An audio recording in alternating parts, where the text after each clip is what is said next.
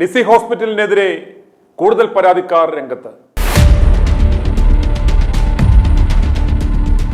ലിസി ആശുപത്രിയിൽ ക്യാൻസർ രോഗിക്കും ഭർത്താവിനുമുണ്ടായ ദുരനുഭവം എന്ന തലക്കെട്ടോടെ ഇന്നലെ ITV ന്യൂസിൽ ഒരു വാർത്ത ഞങ്ങൾ നൽകിയിരുന്നു. ക്യാൻസർ രോഗിയായ ഭാര്യയുടെ ചികിത്സാർത്ഥം ഒപ്പം പോയ ആലുവ സ്വദേശിയായ ജോയി ആന്റണിക്കുണ്ടായ ദുരനുഭവമായിരുന്നു ഇന്നലെ ഞങ്ങൾ നൽകിയത്. സെക്യൂരിറ്റി ഓഫീസറിന്റെ മർദ്ദനമേറ്റ അദ്ദേഹം എറണാകുളം നോർത്ത് പോലീസ് സ്റ്റേഷനിൽ പരാതി നൽകുകയും ചെയ്തിരുന്നു. ഈ വാർത്ത കണ്ട കൊല്ലം സ്വദേശിയായ മോഹൻ ജോൺ ലിസി ആശുപത്രിയിൽ ഹൃദയ ശസ്ത്രക്രിയയ്ക്ക് പോയപ്പോൾ തനിക്കുണ്ടായ ദുരനുഭവം ITV ന്യൂസുമായി പങ്കുവച്ചത് കേൾക്കുക.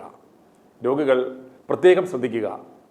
ആൻജിയോപ്ലാസ്റ്റിക്ക് വേണ്ടിയോ ബൈപ്പാസ് സർജറിക്ക് വേണ്ടിയോ ട്രാൻസ്പ്ലാന്റ് സർജറിക്ക് വേണ്ടിയോ നിങ്ങളെ റെഫർ ചെയ്യുന്ന ഡോക്ടർമാർക്ക് നിങ്ങൾക്കുണ്ടാകുന്ന മൊത്തം ബില്ലിന്റെ 10 മുതൽ 15% വരെ കമ്മീഷൻ ഉണ്ടെന്ന് മനസ്സിലാക്കുക. ഏതെങ്കിലും പ്രത്യേക ആശുപത്രിയെയോ പ്രത്യേക ഡോക്ടർമാരെയോ തന്നെ കാണണമെന്ന് വാശി പിടിക്കുമ്പോൾ മനസ്സിലാക്കുക, അതിൻ്റെ പിന്നിൽ ഒരുപക്ഷെ ഇത്തരം ഗൂഢലക്ഷ്യം കണ്ടേക്കാം.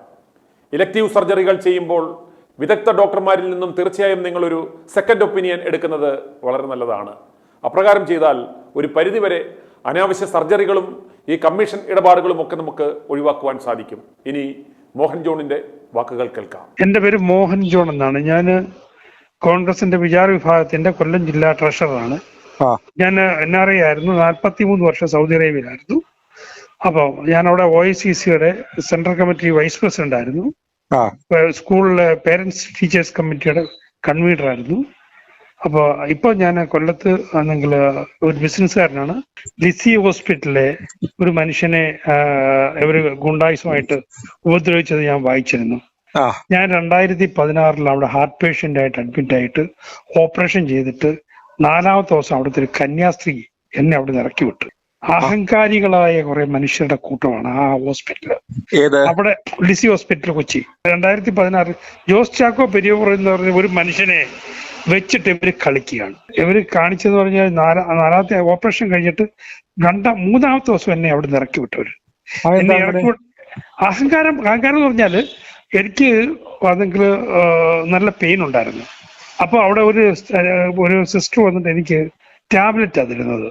അപ്പൊ അതുവരെ അതെങ്കിൽ ഓപ്പറേഷന്റെ എനിക്ക് എന്നെ മയക്കുമായിരുന്നു. ചെറിയ ഇഞ്ചക്ഷൻ തന്നിട്ട് എന്നെ മയക്കും. അപ്പൊ ഞാൻ പറഞ്ഞു, എനിക്ക് ഈ ഗുളിക കഴിച്ചു കഴിഞ്ഞാൽ എനിക്ക് പറ്റില്ല, എനിക്ക് എന്നെ മയക്കിക്കോ, എനിക്ക് വേദന സഹിക്കാൻ വയ്യ എന്ന് പറഞ്ഞു. ഉടനെ ആണെങ്കിൽ ആ പെങ്കൊച്ചിന് ഇഷ്ടപ്പെട്ടില്ല. അവള് പോയിട്ട് നേരെ ഒരു ഓന്തിന്റെ മുഖമുള്ള ഒരു കന്യാസ്ത്രീയാണ് ആ വാർഡിന്റെ അന്ന് ചാർജ് ഉണ്ടായിരുന്നത്. ആ കന്യാസ്ത്രീയോട് പറഞ്ഞു തന്നെ കന്യാസ്ത്രീ പോയിട്ട് ഗൂണ്ടാകളായിട്ടുള്ള ഒന്നിനത്തെ ഫിസിയോതെറാപ്പിസ്റ്റ് ആണെന്നൊക്കെ പറഞ്ഞു വിട്ടു. അവനെ ഒരുത്തൻ നിക്കറും ഫോട്ടോച്ചിയിലുള്ളതിന് അവന്റെ പേര് അവൻ വന്ന് എന്നെ പിടിച്ചങ്ങ് പൊക്കിയിട്ട് നടക്കുന്നു പറഞ്ഞു. എനിക്ക് നടക്കാൻ പറ്റത്തില്ല. ഞാൻ 2 എടുത്ത് വെച്ച് വീഴാൻ തുടങ്ങി. സർജറി കഴിഞ്ഞ് കിടക്കുമായിരുന്നു അതോ സർജറി കഴിഞ്ഞ് കിടക്കുമായിരുന്നു? ഹാർട്ടിന്റെ ഓപ്പറേഷൻ കഴിഞ്ഞ്. ബൈപ്പാസ് സർജറി ആയിരുന്നു അതോ ഹാർട്ട് ട്രാൻസ്പ്ലാന്റ് ഒന്നും അല്ലായിരുന്നല്ലോ? അല്ലല്ല, ഹാർട്ട് ഓപ്പൺ സർജറി ആയിരുന്നു. എനിക്ക് 3 ഇതുണ്ടെന്നാ ആദ്യം പറഞ്ഞത്. ബ്ലോക്ക് ഉണ്ടെന്നാ പറഞ്ഞേ. പക്ഷെ അവര് 10-18 ബ്ലോക്ക് ഒക്കെ അങ്ങ് മാറ്റിയെന്നൊക്കെയാ പറയുന്നേ. കാലേന്നും കയ്യേന്നും എനിക്ക് ഷുഗർ ഇല്ലാത്ത മനുഷ്യനാ. എന്റെ കാലേന്നും കയ്യേന്നും വെയിൻ എടുത്തിട്ടുണ്ട്. ഇതിലുള്ള താന്തോന്നിവാസം കാണിക്കുന്ന ഒരു ഹോസ്പിറ്റലാണ് ഈ ലിസി ഹോസ്പിറ്റൽ എന്ന് പറയുന്നത്. വൈഫ് കത്തോലിക്കയാണ്. അതുകൊണ്ടാണ് വൈഫ് അങ്ങോട്ട് കൊണ്ടുപോയത്. എങ്ങനെ അവിടേക്ക് ലിസി പോകാനായിട്ടുള്ള സാഹചര്യം എന്തായിരുന്നു? ഹെൽത്ത് കണ്ടീഷൻ അത് ഞാൻ ഈ കൊല്ലത്ത് വെൻസിയർ ഹോസ്പിറ്റലിൽ ഫുൾ ചെക്കപ്പിന് പോയപ്പോ അവിടുത്തെ ഒരു ഡോക്ടർ പറഞ്ഞു ബ്ലോക്ക് ഉണ്ടെന്ന് പറഞ്ഞു. അതൊക്കെ ഇവരുടെ IMA-കാരുടെ കളിയാ. ബ്ലോക്ക് ഉണ്ട്, അവിടെ ഓപ്പറേഷൻ ചെയ്തില്ല, വേറെ എവിടെയും പോവാന്ന് പറഞ്ഞു. ആ ഡോക്ടർ ലിസിയിലേക്ക് റെഫർ ചെയ്ത് വിട്ടാണോ? പറഞ്ഞോ? അതെ. ഏത് ഡോക്ടറായിരുന്നു? 1 ലക്ഷം. അത് സുജയ് രംഗ. പുള്ളി ഇന്റർവെൻഷണൽ കാർഡിയോളജിസ്റ്റ് അല്ലേ? കാർഡിയോളജിസ്റ്റാ. ആൻജിയോപ്ലാസ്റ്റി ചെയ്യാൻ പറ്റത്തില്ലെന്ന് പറഞ്ഞോ? അത് അവിടെ ഇവിടെ ആൻജിയോപ്ലാസ്റ്റും ഒന്നും ഇല്ലായിരുന്നു ഇവിടെ ആ സമയത്ത്. അന്ന് 2016 ഇവിടെ ആൻജിയോപ്ലാസ്റ്റും ഇല്ല, ഓപ്പൺ സർജറി ഒന്നും കൊല്ലത്തില്ല. അതേ റെഫർ ചെയ്താണ്. ആർക്ക് റെഫർ ചെയ്തു? ജോസ് ചാക്കോ പെരിയപുറത്തിനോ അതോ? അതെ. അത് കാര്യം എന്ന് പറഞ്ഞാല് ജോസ് ചാക്കോ പെരിയപുരത്തിന്റെ പ്രോഗ്രാം ചെയ്യുന്ന ഒരു ജേക്കബ് ഡോക്ടർ ഉണ്ട്. അദ്ദേഹം എന്റെ ഒരു സുഹൃത്തായിരുന്നു. ഇപ്പോഴും ഉണ്ട് അദ്ദേഹം അവിടെ. പുള്ളി പഴയ ഒരു ജേക്കബ് ഡോക്ടറുടെ മകനാണ്. ലിസി ഹോസ്പിറ്റലിൽ ഉണ്ടായിരുന്ന ഒരു ഡോക്ടറുടെ മകനാണ്.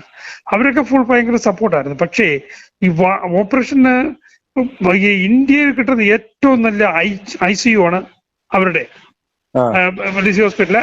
അതിനകത്ത് ഒരു കംപ്ലൈന്റും ഇല്ല.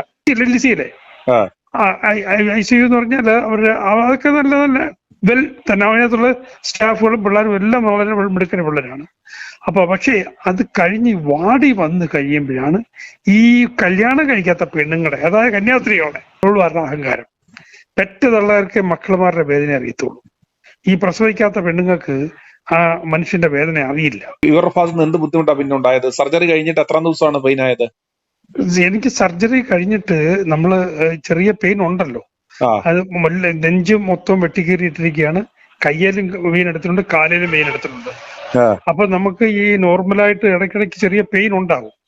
അപ്പൊ ഈ പെയിൻ വർദ്ധിച്ചു പോകാതിരിക്കാൻ വേണ്ടി പതുക്കെ നമ്മളെ മയക്കി ഉറക്കും. അപ്പൊ 3-4 ദിവസം അങ്ങനെ ഉറങ്ങി കഴിയുമ്പോഴത്തേക്ക് അത് മാറും. നമുക്ക് കയ്യോ കാലോ ഒന്നും അനങ്ങാൻ വയ്യാത്ത രീതിയിൽ വെച്ച് കെട്ടി, നെഞ്ചത്തെല്ലാം വെച്ച് കെട്ടി വെച്ചേക്കാണ്. അപ്പോൾ ആ സമയത്ത് എന്നെ ഈ 3-ാമത്തെ ദിവസം അവിടുന്ന് ഇറക്കി വിട്ടു.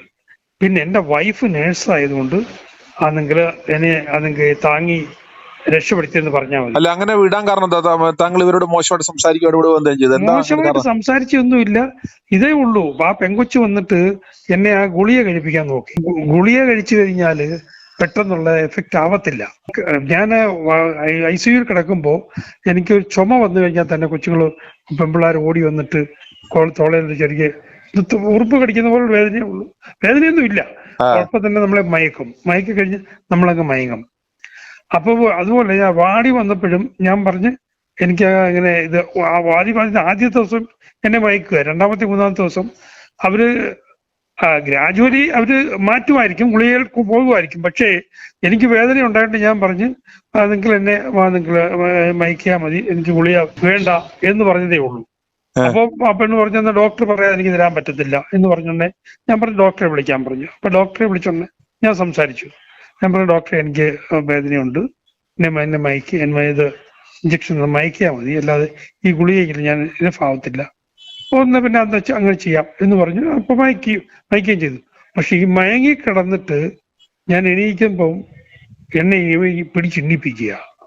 ഇടിപ്പിച്ച് പുറത്ത് കളയുക എന്നെ. ഇത് മാത്രമല്ല, അവിടെ ആരെയും അധികം ദിവസം കിടത്തത്തില്ല, ഇറക്കി വിട്ട് ഈ ഓപ്പറേഷനൊക്കെ നല്ല രീതിയിൽ ചെയ്യുന്നു.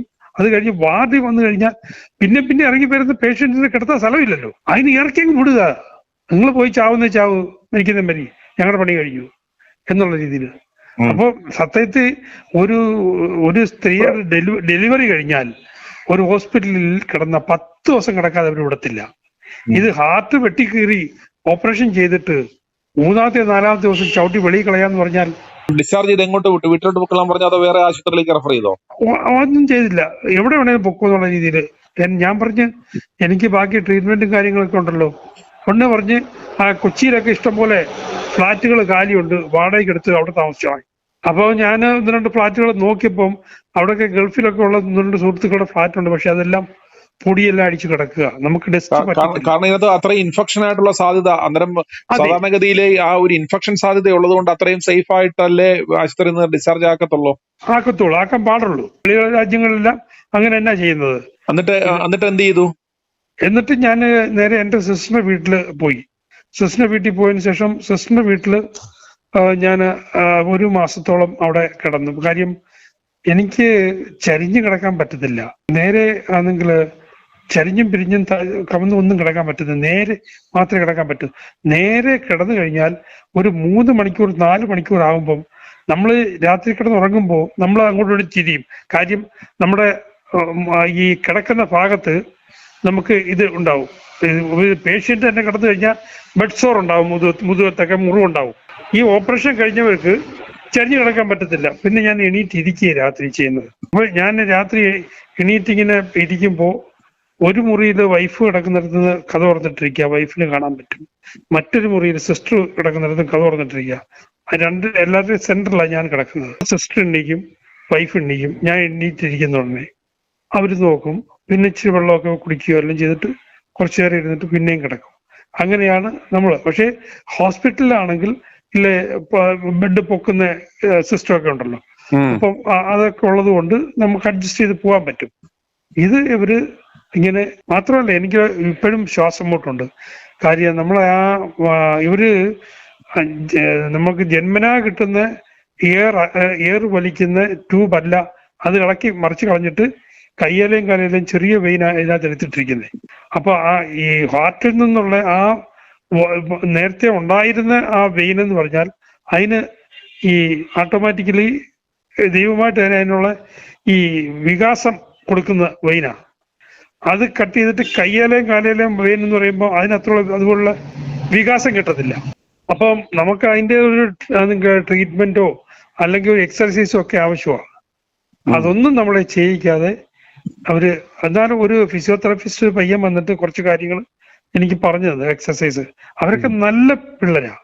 ഈ ജോസ് ഡോക്ടറെ അസിസ്റ്റൻസും അവിടുത്തെ നേഴ്സസും ഒക്കെ നല്ല പിള്ളേരാ.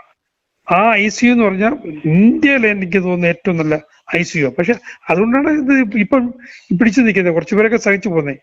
അത് കഴിഞ്ഞിട്ട് അവരെന്നെ അതെങ്കിൽ ഈ എന്തുവാ ഒരു ഫൗണ്ടേഷൻ, കിഡ്നി ഫൗണ്ടേഷൻ പറഞ്ഞിട്ടൊക്കെ അതിനകത്ത് എന്നെ ചേർത്തിട്ട് ഒരുപാട് പ്രാവശ്യം വിളിച്ചു. ഞാൻ പോയില്ല. കാര്യം അതിനകത്തൊക്കെ എന്ന് പറഞ്ഞാൽ നമ്മൾ കാശുള്ളവനെ ഡൊണേറ്റ് ചെയ്യിപ്പിക്കുകയും കാശ് ഇടിക്കുകയും ചെയ്യുന്ന പണികളാണ്. പക്ഷെ ഇത് അഹങ്കാരികളാണ്. ഈ കന്യാസ്ത്രീകളെന്ന് പറഞ്ഞാൽ മഹാ അഹങ്കാരികളാണ്. അതിനകത്ത് ഒരു ദാക്ഷിണ്യം നോക്കാതെ അതുങ്ങൾക്ക് എഴുതുന്നതിന് ഒരു കുഴപ്പമില്ല. ഈ മനുഷ്യനെ ഉപദ്രവിച്ചിട്ടുണ്ടെങ്കിൽ കറക്റ്റാണ്. സംഭവം ഗുണ്ടായിസമാണ് അങ്ങനെയൊക്കെ ഉള്ളത്. മാത്രമല്ല ഇവരുടെയൊക്കെ ഈ ഉള്ളിൽ കിട്ടിക്കഴിഞ്ഞ് ഇവർക്ക് എന്ത് കാണിക്കാമല്ലോ, പുറത്ത് ആരും കാണുന്നില്ലല്ലോ. എനിക്കിവിടെ ഗുണ്ടകളെ നിർത്തിയിട്ടുണ്ടോ? ഗുണ്ടായിസമാണോ? ഉണ്ട്, ഗുണ്ടായിസം ഉണ്ട്. വെളിരാജ്യങ്ങളിലെന്ന് പറഞ്ഞാൽ ഒരു ഓപ്പറേഷൻ നടത്തുന്നെങ്കിൽ ഒരു റിസീവിംഗ് റൂമിൽ അല്ല, അവരുടെ പേഷ്യൻസിന്റെ ആൾക്കാരിരിക്കുന്നിടത്ത് ഒരു ടെർമിനൽ കാണും, ഒരു TV. അതിനകത്ത് നമുക്ക് ഈ ഓപ്പറേഷൻ നമുക്ക് കാണാൻ പറ്റും. നമുക്ക് വെളിയിലല്ല, നമുക്കായിട്ടൊരു മുറി തരും അത് ഇരിക്കാൻ വേണ്ടിയിട്ട്. അപ്പൊ നമുക്ക് കാണാൻ പറ്റും എന്താ ചെയ്യുന്നതെന്നുള്ളത്. ഇവിടെ എന്ന് പറഞ്ഞാൽ അതിനുള്ള സംവിധാനമൊന്നും ആയിട്ടില്ല. ഇത് പിടിച്ചാൽ അകത്ത് കൊണ്ടുപോയി കഴിഞ്ഞാൽ അവന് മിണ്ടാൻ പറ്റത്തില്ല, കൈ കാലം പൊക്കാൻ പറ്റത്തില്ല. അങ്ങനെ അതെങ്കിൽ കിടന്നു പോകും. അതുകൊണ്ട് പണ്ടില്ല കാർമൽ സ്കൂൾ എന്ന് പറഞ്ഞ സ്കൂളിന് അംഗീകാരം റദ്ദ് ചെയ്തതുപോലെ ഇതൊക്കെ എന്ന് പറഞ്ഞാൽ കൊള്ളാത്ത സാധനങ്ങൾ ഇവരെയൊക്കെ നല്ല പണി കൊടുത്തെങ്കിലേ പറ്റത്തുള്ളൂ. ഇതിനകത്ത് ജാതി മതവും നോക്കിയിട്ടൊന്നും ഒരു കാര്യമില്ല. അഹങ്കാരികളാണ്. ലിസി ഹോസ്പിറ്റൽ അധികൃതരോടാണ്. ഹാർട്ട് ട്രാൻസ്പ്ലാന്റ് സർജറി വരെ നടത്തുന്നത് വളരെ നല്ല കാര്യമാണ്. എന്നാൽ ഒരല്പം ഹൃദയകാരുണ്യം കൂടി ഉണ്ടാകുന്നത് നിങ്ങളുടെ കച്ചവടത്തിന് വളരെ നല്ലതാണ്. ഒരു കശാപ്പ് കട മുതലാളിയെയും ഒരു ആശുപത്രി മുതലാളിയെയും വ്യത്യസ്തനാക്കുന്നത് ഈ ഹൃദയകാരുണ്യമാണ്. ആത്മീയ തസ്കര സംഘത്തിന്റെ മാനേജ്മെന്റിന് കീഴിലുള്ള ഒരു ആശുപത്രി എന്ന് കേൾക്കുമ്പോൾ പാവം ജനങ്ങൾ സ്വല്പം കാരുണ്യം പ്രതീക്ഷിക്കും എന്ന് ദയവായി നിങ്ങൾ മനസ്സിലാക്കുക. i2i News, an eye for truth. i2i News subscribe ചെയ്തിട്ടില്ലാത്തവർ ഇപ്പോൾ തന്നെ സബ്സ്ക്രൈബ് ചെയ്യുക. നോട്ടിഫിക്കേഷൻ ലഭിക്കുവാൻ ബെൽ ബട്ടണും അമർത്തുക.